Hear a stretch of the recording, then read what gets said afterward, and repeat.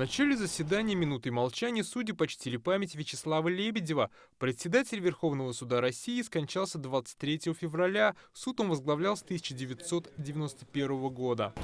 Спасибо большое. Нагрузка на судебную систему Татарстана остается стабильно высокой. В минувшем году они рассмотрели более 1 миллиона дел. Среди уголовных преступлений самые распространенные кражи, незаконное обращение наркотиков и несоблюдение правил дорожного движения. Практически не изменился портрет преступников. Это люди без постоянного дохода, ранее судимые и часто пьяные. За год осуждены более 13 тысяч человек, то есть 72% представших перед судом. Обращает на себя внимание значительное уменьшение количества дел о правонарушениях, посягающих на общественный порядок и общественную безопасность. Их число сократилось в 6,5 раз.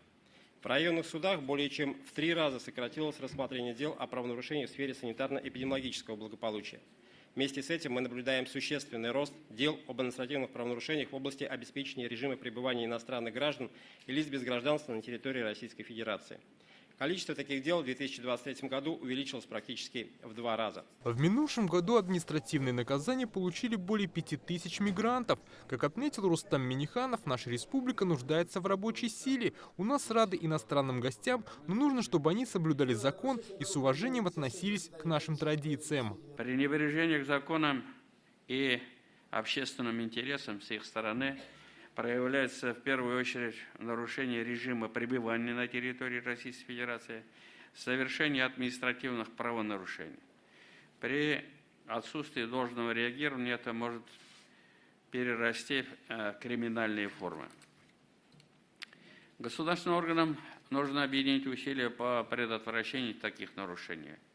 Лояльность не должна граничить с безнаказанностью. Нельзя создавать почву для роста преступности и угрозу безопасности нашего государства. Еще одна важная тема касается работы самой судебной системы. В республике высокая текучесть кадров. Из аппарата мировых судей за год ушел каждый 3-й сотрудник, что отягощает и без того высокую нагрузку на служителей Фемиды. Каждый мировой судья за год в среднем рассматривает больше дел, чем дней в году. Есть вопросы по мировым судьям, мы какие-то решения приняли, надо еще рассмотреть, потому что текучесть кадров – это, конечно, не очень хорошо. Здесь те меры, которые мы можем использовать, Минюст координирует эту работу, мы обязательно вместе с вами посмотрим, как это. В части строительства, каждый год мы какой-то объект строили, я думаю, что этот процесс тоже мы дадим ходу. Поэтому с нашей стороны полная поддержка всех ваших начинаний. Так же, как отметили на заседании, судам республики нужно быть более открытыми и оперативнее информировать граждан о принимаемых решениях, как показывает обращение жителей, пока с этим проблемы. Есть суды, в которые судья по жалобам, поступающим в адрес управления, а их очень много, в неделю там 6-7 писем мы получаем, невозможно дозвониться, а на сайте суда нет необходимой информации, не отмечено даже движение по делу.